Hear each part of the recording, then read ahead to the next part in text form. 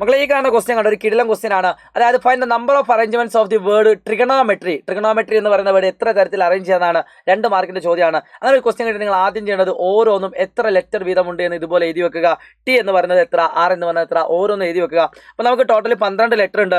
So 12 factorial, ഇതിന് answer 12 factorial divided by അതിൽ ഏതൊക്കെ ലെറ്റേഴ്സ് റിപ്പീറ്റ് ചെയ്യുന്നുണ്ട്? ടി റിപ്പീറ്റ് ചെയ്യുന്നുണ്ട്, ആർ റിപ്പീറ്റ് ചെയ്യുന്നുണ്ട്, പിന്നെ ഓയും റിപ്പീറ്റ് ചെയ്യുന്നുണ്ട്. സോ അവിടെ 3 രണ്ടുകളുണ്ട്. So 2 factorial into 2 factorial into 2 factorial. രണ്ടത് how many of these arrangements do the words with start with T. മക്കളെ നന്നായിട്ട് ശ്രദ്ധിക്കുക. ഈ കാണുന്ന ടി എന്ന് പറഞ്ഞ വേർഡ് എങ്ങനെ സ്റ്റാർട്ട് ചെയ്യാന്ന് വെച്ചാൽ നമുക്ക് ഫസ്റ്റ് ലെറ്റർ നമ്മൾ ടി ആയിട്ട് എടുക്കുക.